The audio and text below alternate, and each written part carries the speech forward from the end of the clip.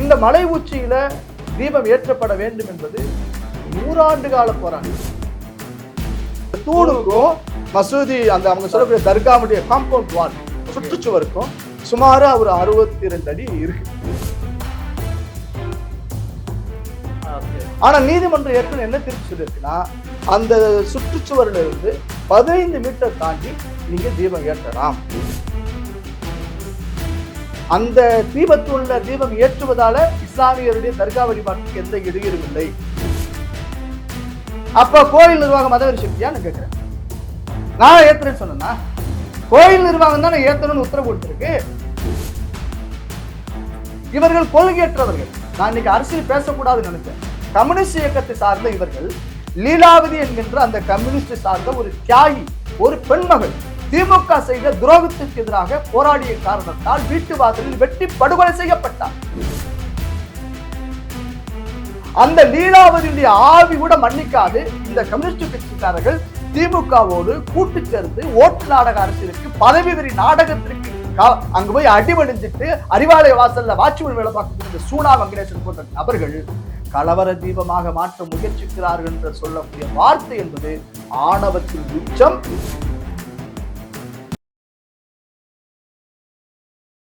அனைவருக்கும் வணக்கம். நம்முடன் ஏழுமலையைச் சேர்ந்த, அதாவது மதுரை ஏழுமலையைச் சேர்ந்த திரு ராம ரவிக்குமார் அவங்க இருக்காங்க. வணக்கம் சார். வணக்கம். வணக்கம். இப்ப திரு ராம ரவிக்குமார் அவர்களை பத்தி ஒரு ஷார்ட்டா நம்ம சொல்லிடுவோம். இப்ப திருப்பரங்குன்றம் தீர்ப்பு வந்திருக்கு. கார்த்திகை தீபம் வந்து மலை மேல உச்சியில ஏத்தலாம் அப்படின்னு சொல்லிட்டு நீதிமன்றம் தீர்ப்பு வந்திருக்கு. அந்த தீர்ப்பு வருவதற்கு ஒரு முக்கிய காரணமாக இருந்தவர் திரு ராம ரவிக்குமார். காரணம் என்னன்னு கேட்டீங்கன்னா, அந்த வழக்கை வந்து நீதிமன்றத்துல தாக்கல் செய்தது திரு ராம ரவிக்குமார் அவர்கள் தான். அவர் பதிவு செய்த அந்த வழக்கின் அடிப்படையில் தான் இன்னைக்கு வந்து திருப்பரங்குன்றம் மலை உச்சியில் இருக்கக்கூடிய அந்த தீபத்தூணில் கார்த்திகை தீபம் ஏத்தலாம் அப்படின்ற ஒரு தீர்ப்பை வந்து நீதிமன்றம் வழங்கியிருக்கு. இப்படி ஒரு வரலாற்று சிறப்பு மிக்க ஒரு தீர்ப்பு வருவதற்கு முக்கிய காரணமாக நீண்ட காலமாக, இது வந்து ஒரு ஷார்ட் டைம் கிடையாது, நீண்ட காலமாக போராடி வரக்கூடிய அவருடைய போராட்டத்திற்கு கிடைச்ச வெற்றியாக கூட தான் இது பார்க்கப்படுகிறது. அவர்களுக்கும் வாழ்த்தையும் சொல்லிட்டு நிகழ்ச்சிக்குள்ள போகலாம் வாங்க சார். இப்ப கார்த்திகை தீபம் வந்து ஏத்தலாம், அதாவது மலை உச்சியில ஏத்தலாம்னு சொல்லிட்டு நீதிமன்றம் வந்து தீர்ப்பு வழங்கிருச்சு. ஆனா இந்த நிமிடம் வரையுமே, இப்ப நம்ம இங்க பேசிக்கிட்டு இருக்கோம், நாளைக்கு கார்த்திகை தீபம், இந்த நிமிடம் வரையுமே இன்னும் உறுதியா வந்து தெரியல ஏத்துவாங்களா ஏத்த மாட்டாங்களா அப்படின்ற ஒரு இது இருக்கு. மேபி அறநிலைத்துறை கூட அப்பீல் போகலாம்லாம் பேசுறாங்க. இந்த தீர்ப்பை பத்தி நீங்க என்ன சார் சொல்ல வரீங்க? ஆறுபடை வீடுகளில் முதல் படை வீடான அருள்மிகு சுப்பிரமணிய சுவாமி திருக்கோயில் திருப்பரங்குன்றத்தில் அமைந்திருக்கிறது. தமிழருடைய வழிபாட்டில், வாழ்வியல் முறைகளில் முக்கியமானது இந்த முருகக் கடவுளுடைய வழிபாடு. இந்த திருப்பரங்குன்ற முருகன் கோவில்ல மலையில தீபம் ஏற்றிக்கிட்டு தான் இருக்கோம், நாங்க மலை உச்சியில ஏன் ஏத்தணும் அப்படிங்கிறது சாதாரணமான பல நபருடைய கேள்வியா இருக்கு. ஆனா இந்த முருகக் கடவுளுடைய மலை உச்சி என்பது ஒட்டுமொத்த மலையுமே சிவனுடைய ரூபம். இது சிவமலைன்னு சொல்றாங்க. நம்ம குன்று இருக்கும் இடமெல்லாம் குமரன் இருக்கும் இடம்னு நம்ம சொல்றோம். குன்றிலிட்ட விளக்கு போலங்கிற வார்த்தையெல்லாம் நம்ம தமிழ் வார்த்தையில வருது. அவ்வளவு சிறப்புமிக்க அருளாளர்களால், ஆன்மீக பெரியவர்களால் பாடப்பட்ட இந்த திருப்பரங்குன்ற மலை, அது சார்ந்து இருக்கக்கூடிய வழிபாட்டு முறை, இது எல்லாம் நம்மளை பிரிக்க முடியாத ஒரு உணர்வுபூர்வமான விஷயம். இந்த மலை உச்சியில தீபம் ஏற்றப்பட வேண்டும் என்பது 100 ஆண்டு கால போராட்டம். அந்த மலை உச்சியில இருக்கக்கூடிய ஒரு தூண் இருக்கு, விளக்கு இல்ல. ஆனா அதை எல்லக்கல்லுன்னு சொல்லி பல பேர் கருத்தை திரிபுவாதம் செய்து பேசுறாங்க. இத வந்து உரிய ஆவணங்களோடு 1920 17 அது தொடங்கி இன்று வரையிலான நடைபெற்ற வழக்கினுடைய தீர்ப்பு நகல்களை எல்லாம் ஒருங்கிணைத்து திருப்பரங்குன்றம் தேவஸ்தானம் செயல் அலுவலருக்கு நான் ஒரு கோரிக்கை மனு அனுப்பினேன்.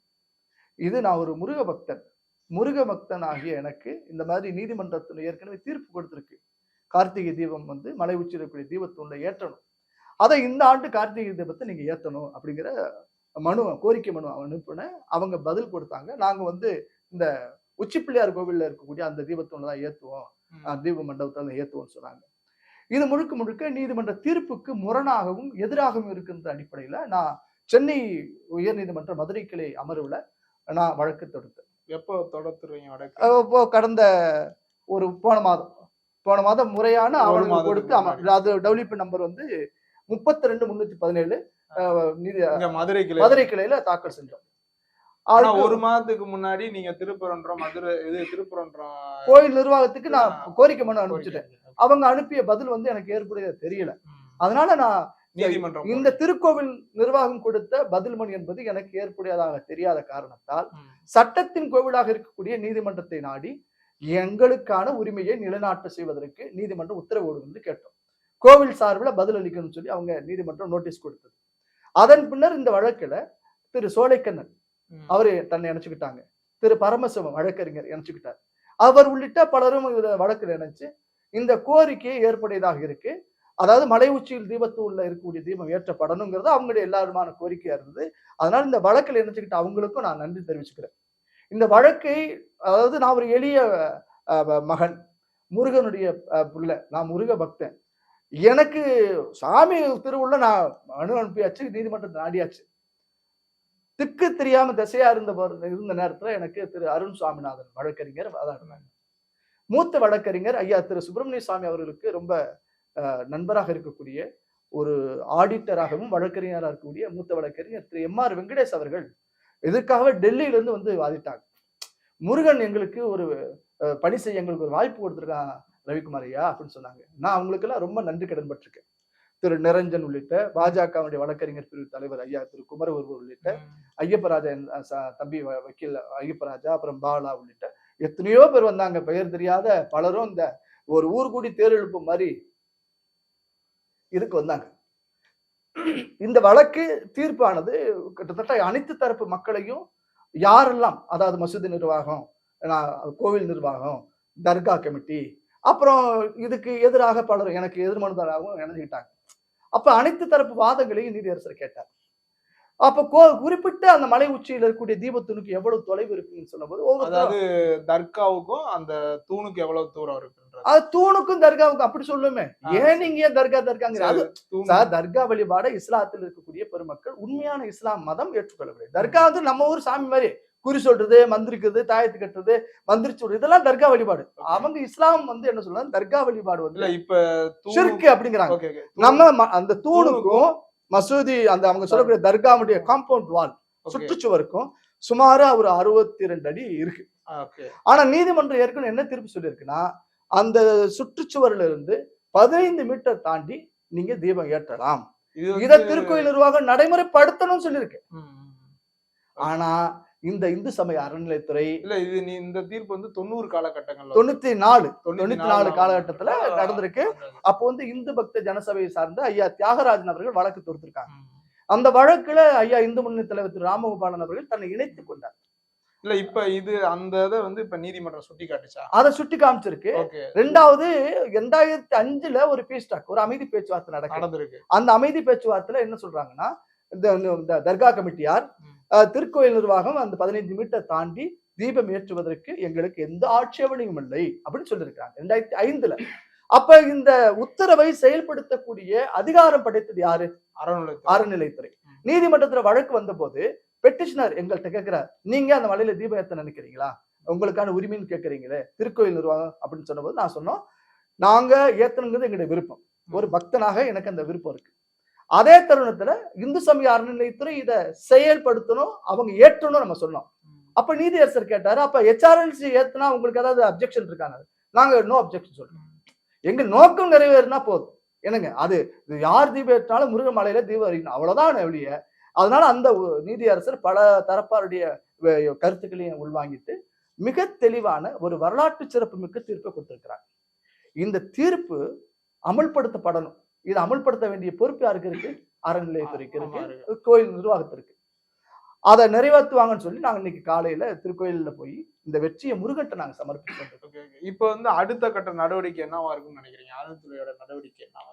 எனக்கு தெரியல. நான் சேகர் பாபுவா இருந்தா உங்களுக்கு உடனே பதில் சொல்லிடுவேன். ஓகே சார், இப்ப இந்த தீர்ப்பு வந்திருக்கு. வந்த ஒரு சில நிமிடங்கள்ல வந்து மதுரையோட எம்பி சு வெங்கடேசன் அவங்க என்ன பண்றாங்கன்னா, அதாவது கார்த்திகை தீபத்தை கலவரமா மாத்த வந்து துடிக்கிறார்கள். ஆனா வந்து எந்த இது நாற்காலியில அமர்ந்து கொண்டாலும் தமிழ்நாடு அதுக்கு இடம் கொடுக்காது அப்படின்ற மாதிரி ஒரு பதிவு. சார், நான் வந்து நீதிமன்ற தீர்ப்பை நான் மதிக்கிறேன். நீதிமன்றத்துல சுட்டி காட்டி இருக்கக்கூடியது நாங்க வழக்கு ஆடுகின்ற பொழுது வக்ஃப் சார்ந்தவங்க வந்து நாங்க திருக்கோயில் நிர்வாகத்துக்கு போதிய ஒத்துழைப்பு கொடுப்போம்னு சொல்லிட்டாங்க. அவங்க யாரும் எதிர்ப்பு தெரிவிக்கல. இஸ்லாமிய தரப்பு யாரும் எதிர்ப்பு தெரிவிக்கல. நீதியரசர் மிக தெளிவாக சொல்லியிருக்கிறார். அந்த தீபத்தூண்ல தீபம் ஏற்றுவதால இஸ்லாமியருடைய தர்கா வழிபாட்டுக்கு எந்த இடையூறும் இல்லை. அதே தருணத்துல நீங்க அங்க தீபத்தூண்ல தீபம் ஏற்றாத பொழுது திருக்கோவிலுடைய பழக்க வழக்கத்திற்கு வழிபாட்டு உரிமைக்கு பாதிப்பு உருவாகும். அதனால தீபம் ஏற்றணும், காவல்துறை போதிய பாதுகாப்பு கொடுக்கணும்னு நீதியரசர் சொல்லியிருக்கிறார். இந்த சூனா வெங்கடேசன் கம்யூனிஸ்ட் எம்பி நினைக்கிறேன். ஆமா, இது அனைத்து மக்களும் வாக்கு போட்டு தேர்ந்தெடுத்த ஒரு எம்பி சொல்லக்கூடிய இவர்.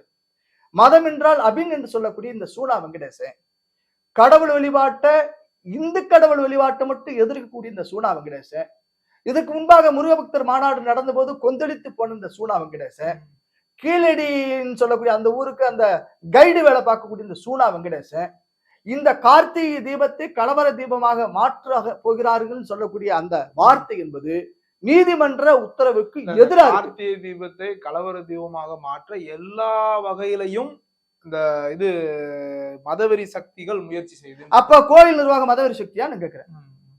நான் ஏத்துறேன்னு சொன்னா கோயில் நிர்வாகம் தானே ஏத்தணும்னு உத்தரவு கொடுத்திருக்கு. அதாவது சார், நீங்க இந்துக்களாக இருந்து ஓட்டு போட்டவர்கள் இந்த சூனா வெங்கடேசன் போன்ற நபர்களை புறக்கணிக்கணும். இவர்கள் கொள்கையற்றவர்கள். நான் இன்னைக்கு அரசியல் பேசக்கூடாதுன்னு நினைச்சேன். கம்யூனிஸ்ட் இயக்கத்தை சார்ந்த இவர்கள், லீலாவதி என்கின்ற அந்த கம்யூனிஸ்ட் சார்ந்த ஒரு தியாகி, ஒரு பெண்மகள் திமுக செய்த துரோகத்துக்கு எதிராக போராடிய காரணத்தால் வீட்டு வாசலில் வெட்டி படுகொலை செய்யப்பட்டார். அந்த லீலாவதியுடைய ஆவி கூட மன்னிக்காது இந்த கம்யூனிஸ்ட் கட்சிக்காரர்கள் திமுகவோடு கூட்டு சேர்ந்து ஓட்டு நாடக அரசியலுக்கு, பதவி வெறி நாடகத்திற்கு அங்க போய் அடிபணிஞ்சிட்டு அறிவாலய வாசல்ல வாட்ச்மேன் வேலை பார்க்கக்கூடிய இந்த சூனா வெங்கடேசன் போன்ற நபர்கள் கலவர தீபமாக மாற்ற முயற்சிக்கிறார்கள் என்று சொல்லக்கூடிய வார்த்தை என்பது ஆணவத்தின் உச்சம். அவர் உள்ளத்திலே கலவரம் ஏற்பட வேண்டும் என்பதற்காக இதை தூண்டி விடுகிறார். நாங்கள் கார்த்திகை தீபம் ஏற்ற முயற்சிக்கிறோம், அதற்கு உத்தரவு கொடுத்திருக்கிறது. இவர் கலவர தீபத்தை ஏற்ற முயற்சிக்கிறார். இந்த சூனா வெங்கடேசன் கைது செய்யப்பட வேண்டும். இந்த திருப்பரங்குன்றம் மலையிலே தீபம் ஏற்றப்பட வேண்டும் என்பது 90 காலத்திலிருந்து எனக்கு தெரியும். நான் இப்போ 8வது படிக்கக்கூடிய காலத்திலிருந்து இந்த திருப்பரங்குன்றம் போராட்டத்துக்காக நாங்கள் போராடி இருக்கோம். நான் முதலில் 8ஆம் வகுப்பு படிக்கின்ற பொழுது மறைந்த தியாகி ஐயா ராஜகோபாலன் இந்து முன்னணி தலைவராக இருந்த அவருடைய மேடை தான் என்னுடைய முதல் மேடை. கீழக்கரையில விநாயகர் சதுர்த்தி முடிச்சுட்டு அங்கே கல்வீச்சுகளால் காயமுற்ற பிறகும் கூட இந்த மதுரை வீதிகளில் ஒரு ட்ரைசைக்கிள்ல போய் இந்த தீபம் ஏற்றப்பட வேண்டும் என்று பிரச்சாரம் செய்த ஒரு பெருமகன். அதே தருணத்தில் திரு காளிதாஸ், திரு கலைமணி, திரு ஏகநாதன், சி.கே. நரசிம்மாச்சாரி போன்ற பலருடைய பெயர்கள் எனக்கு நினைவு இருக்கிறது. பலருடைய பெயர் விடுபட்டு இருக்கலாம்.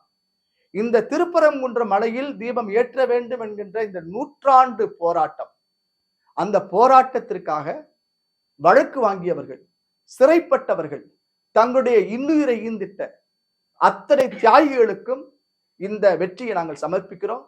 அவர்கள் விண்ணுலகத்திலிருந்து மண்ணுலகத்தில் இருக்கக்கூடிய இந்த கார்த்திகை தீப திருப்பரங்குன்ற மலையில் ஏற்றக்கூடிய தீபத்தை, ஜோதியை ரசிப்பார்கள். அவர்கள் அனைவருக்கும் இந்த வெற்றியை சமர்ப்பிக்கிறோம். எல்லா வெற்றியும் முருகனுக்கே அரோகரா. சுமார் ஒரு 60 வருஷமா போராடிட்டு, அதாவது ஒரு 60 போராட்டங்கள், அதுக்கு வந்து ஒரு மிகப்பெரிய ஒரு வரலாற்று சிறப்புமிக தீர்ப்பு வாங்கி கொடுத்த உங்களுக்கும் மற்றும் உங்களுடைய துணை இருந்த எல்லாருக்குமே வாழ்த்துக்களை தெரிவிச்சுக்கணும். ரொம்ப நன்றி சார். ரொம்ப நன்றிங்க.